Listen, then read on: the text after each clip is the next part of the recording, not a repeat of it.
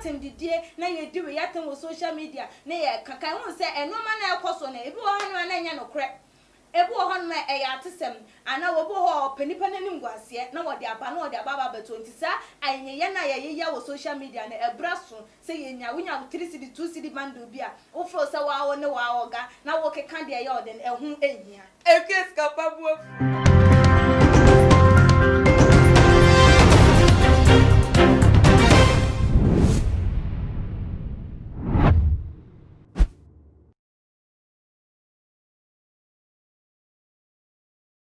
Hi, order for Mawa Papa Sonko, about too much G8. Sana dana me yana me je enkunya se ya na ensem na esi na hu be nya se me cheche mu atremo ahwefo ani 84 me din de na ama owusu a ye hwe ensem no ye wo ba wo ye siniyifo the din edi Tracey Boakye anantentem no wo welcome the baby girl wo de nsem bi abetudwa e wo social media na ne nsem nia ejina ye ne journey through pregnancy dia e call so ebra na wo fa yefu ye ne the baba yo a wo ne sesi ano na wo chechim no wo ka kosi se ebra wo fa yefu no break akra bi be a few months into the pregnancy no ka kiti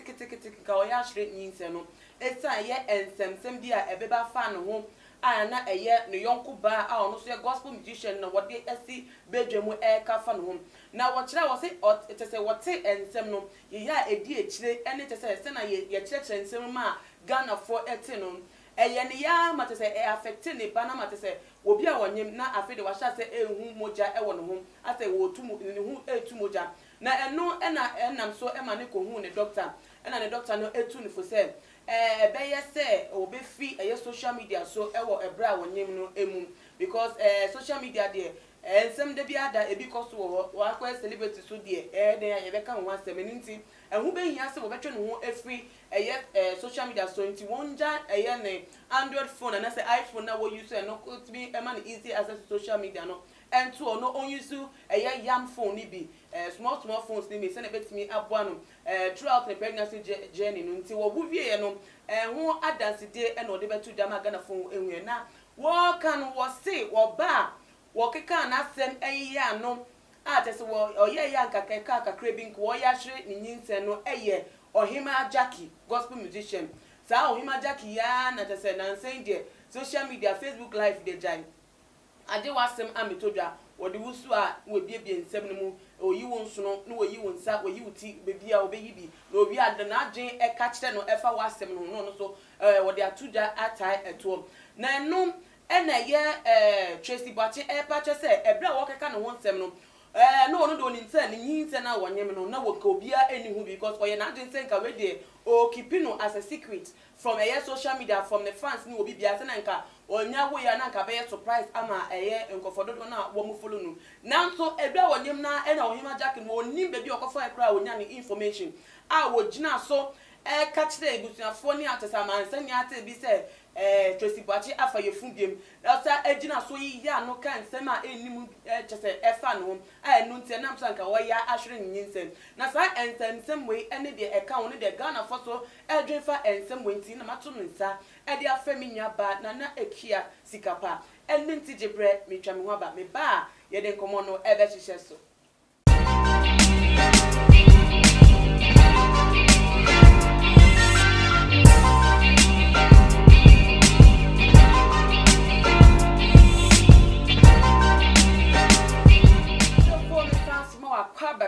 say woda bre na wa twa ma metwa me ho aba menya ba case kapa no temi sani fa so no ekia anama akwaba joso bibi aboko then why so chi kala isa bright dem mi sro ya ma ya so chi so me feel you need me feel me hu ameka okay yenko ensem no Tracey Boakye ayenim say wo ba ko boy a one Yaya Mohammed footballer e wo no na sentem all of a sudden ye tie say wa wo ba foforo dodo na ye surprise wo mo de won cheda ni social media follow social media ye surprise e bi su de anyo ma asem foforo because now already no Ohemaa Jackey abe allergic through ni Facebook live you say Tracey Boakye enyem na sesi ade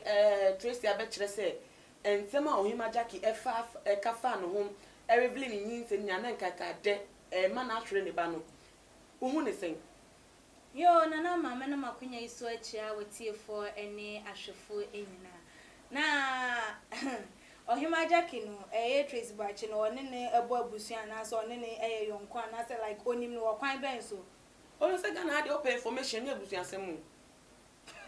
Open information ne abusuan sem dey kura on ne be kire. Enti enye ne busuan ni enye ne bibia eno no. Ena otimi ba abonten ebe predict say obi enyima na obe ka cha mansan say Tracey batch enyim. Say ensem no yeah, Ninsema or the Ababeto Abonti, emu rem kakra, emu rem say, Obi a wire wages so with the idea, see no obi, a wabontin what me will bit me about say, ni young could be Nabusi and be never any dean como, and a bill cockot say, and a man a kind to way no, and man no yen and 180, and me wouldn't say, see I be what say now because of some why I just what the ACM. Na Ohemaa Jackey de babontin na no ka ho bi enti na bia na ama ne pressure koso enti moja betimi etu no ahu ni sa na yenhwe yenim se ye celebrities wo ma kwa sem Ghana for de bia ye pese ye hu okay se de ekoso na brabo mo okọ ni oba na wonim se wo ye celebrity nti e den ara wo ho asem de ye te ye beka na se nka wonda wo so say anything can happen news there. It me back out anytime. It me can send ya found. We are celebrating anything. Now, I can send down. So, then out me ma as some of what social media. Affect one and matter say, kaki to be nanka, we actually when you say. Nana, my main Jane, this say, yeah, because of said girl, ne can, Ohemaa Jackey, can't say one new name, affected, no. Or say ye yana dear children, good. And I am not buying it, and did you know what do no? Who knew how I would do no fire? And I win him. Oh, say or can say what I say two ni ba or bar to say one self at I will be a only wawu back no bema fall back unya butrem pair or raving worry and I feel the way and I must a 1 year more now will be cancer way the chowa nippon will nim abraba wobo. As in say, Nippona only kind in a warrior, or nim no baby, or nim the intia and ma enter 1 tower bamantana, the intia went to me and were him. Now what the air came, maybe I know about no making the effort so hard. Sabian Quane Bearman Bede, a betina, and a baby be a busian as a woman busian for near ye be a be now man a buacron can cremple. Aha, never been a quacoba, and I be been a sea, and I'm a air warm on tem anti engine. Nasa was side that passed no air back. Out abra wasanya ma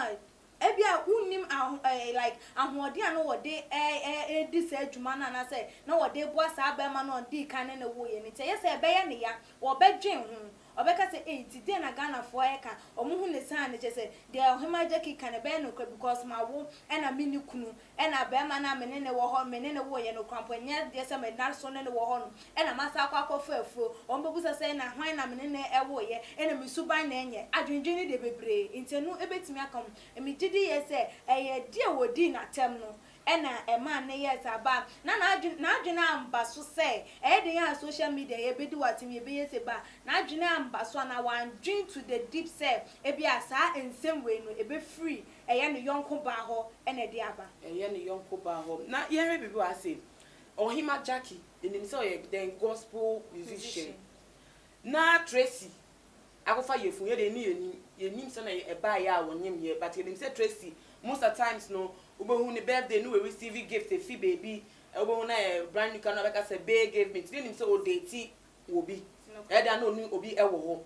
na wo Ohemaa Jackey we are gospel musician na te say maybe yen fa ne say Tracey ahwe asemu anase wo no ani pemu wo ni obema na ono ne show no afa yefu na nka de kodi be yegu no wa keeping in say no be wa enu ni ade a as a gospel musician anase nipa po yonko ba obetime gina so e de egu ni ma say de egu no ho fi e wo ye social media so anama wonim say nipa bi wo ho no ma o ho ye nehi dada won kan ko ye nehi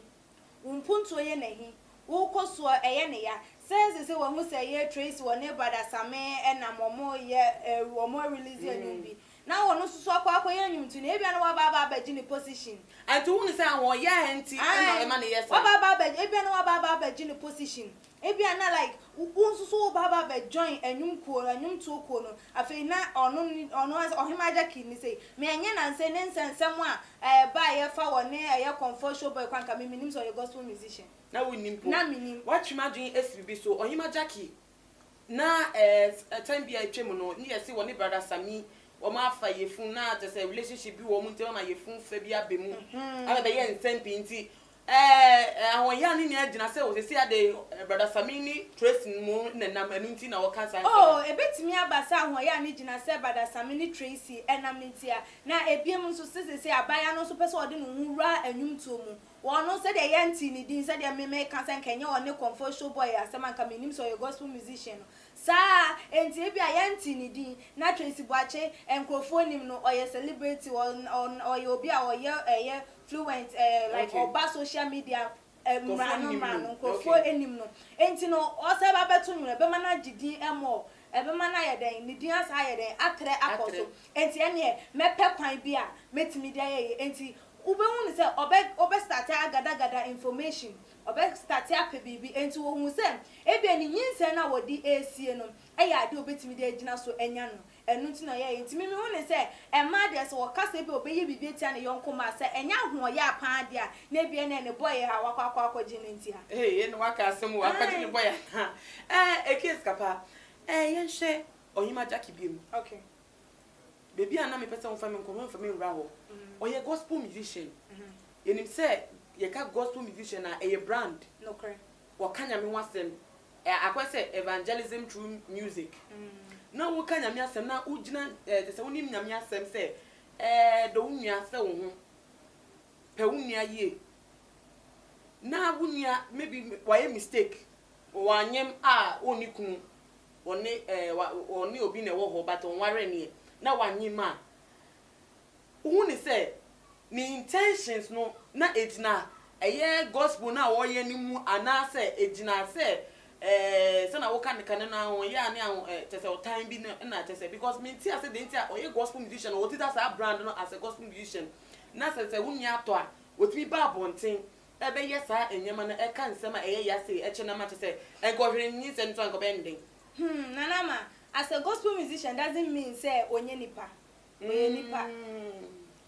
yeah asofo won sensem ebe say sofo obi anim say obi o ya sofo de oni mire ye oni sinto ye enso so ye den wo ye nipa nti sanso na gospel musician obe ye nipa eye den ya wo be wo sa eye enuoma no ebi enti no enye won because na nsenkwa no wo mama eye gospel songs no krampo no krofo mpenitie ena mo musu ena wo mo ban a wo mo dan adie sanka obi anka wo yonko wo hu ne say wonyem ebi a odo se ye nware no na wakwa wo first one na second one na seba na as a gospel musician say bia wo bibia na say wo entwini mu bi krampo na eye wono ne nchen ena wo so okona wo de eye otna bejam ekekasa ensem no wo gu eye ne brand na nkasa no ehun fin okay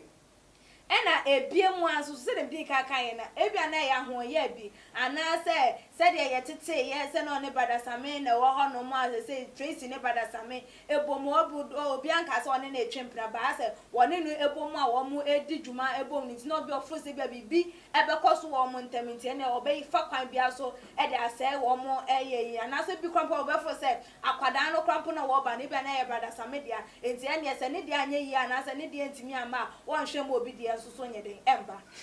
asemo ye celebrities yenim say social media branding platform so we are celebrity dey opetimi da brand on ho na te say endorsement deals and say bibi crampa no otimi enya bi wo na ehun be yan say celebrities omo private life dey omo here after say maybe movie enyuma wo ye maybe or ye artist bibi a wo ye bia no after that no ehun be yan say dey cost to them ni fie mu na busue mu no do betu dwa ma obi ehun dabi any kwan say we a celebrity crampo na like apart from the win o yankofo di nim wo no eno epe e na obetimi di aba abontin se bia ye nwuntuni na nkrofo di nimu a eye wo nwumto na enioma e bia adoye bia na bibia wo be ye shows a wo be bobi e na bia obetimi e di aba social media se nkrofo mmehwe ba se wo private life ono boy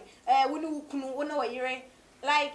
so we be show one e bia ni birthday bi o ma e birthday dey at least no one posti o bia wa be show one happy birthday be no kwampo no ase oba no na tifie nti wo be shi no social media and I say no kwampo na nche dey hu nche dey hia because e bia kra no kwampo no social media no wongo hono nti wo we she no no hwan na wo kwakosha ama no yeah fans never kwakoshe enti no kwampo na hu enche dey hia say abusua mu nyoma o private life and fi a wato o mpona wo de wo ye no ofie say wo chile so wo ye dey na wo twade beto na say celebrate ni dem me hu ne say wo so wo mu edi say adwuma no at least omo private life no enya private inti na can say private yen ka say public yes say private life and it's a private life what the bible on TBMI is not private again, it's an open secret. Okay, yen she bi wa bim yen she social media yenim say social media ensem bebre e na koso obo obi hu asem ka na nya issue kese bia normal life thing bi normal people cry obo na comment e wa say ya bi no bo na gana for kan sem obi timi ya wo pa e wo social media no just say wo timi ya wo social media so hu ya no kan na just say when him say social media is fake life but it's not affected. But NTB say as celebrities for no won so mo ebusia omo ma ere a oba beko school ahia kra na oba teacher kra use phone ono to social media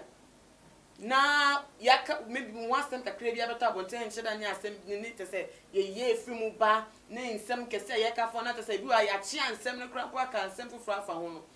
na say pa na as celebrities say won ni wo boost like relations you know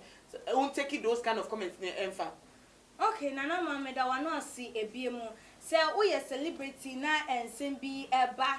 na wo shene be hawa. Like me who say it's because of say ebia we a celebrity no all the time all the more information about bonte anything enkofonya won nsem ka. Be explaining because Nana obu have listen me my nkasa asem ne tom so nya me won say a brand o say my fan too so na manenya ho so wonim say asem no eye no enye no kra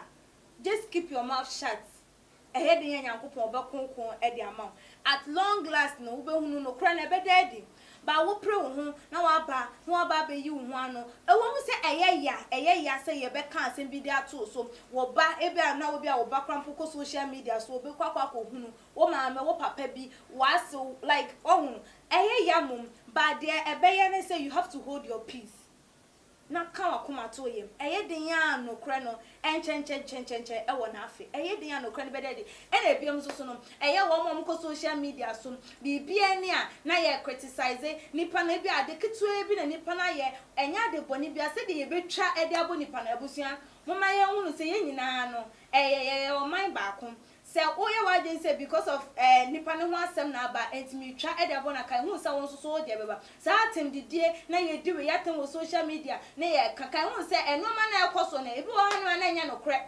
ebi wo hanu na e ya atesem ana wo bo ho penipa na nim guase na wo de aba na wo de aba beto nti sa anye ye na ye wo social media na ebraso say ye nya wonya 3 cd 2 cd bando bia wo fro say wa wo ne wa oga na wo keka de ye o de ehun ehia ekes kapabuafu ebusafo osukunya o 2 cd o 3 cd bando na hu say o de bia se nya ye wo de watoma ba obo na wo twa bonkofo ya mre ye wase wo ho sa na kia skapa pese wo bia ente ehun ase ebusafo ha ene de nkomo no ebesi na social network so obetimi a share video we e de ma wo bibia wo be hu bia wadanfofo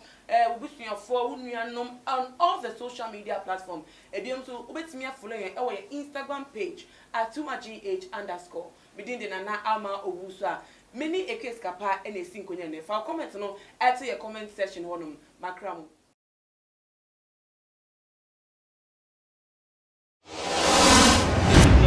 the major prophet kum chacha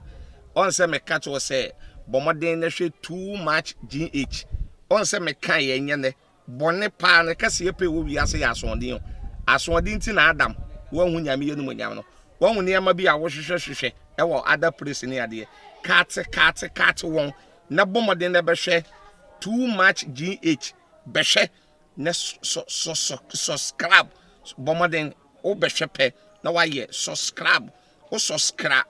subscribe na subscribe na wo subscribe a na wo benya ne ma pe a wo pe ne ma papa a wo pe ahwe nyame hyira na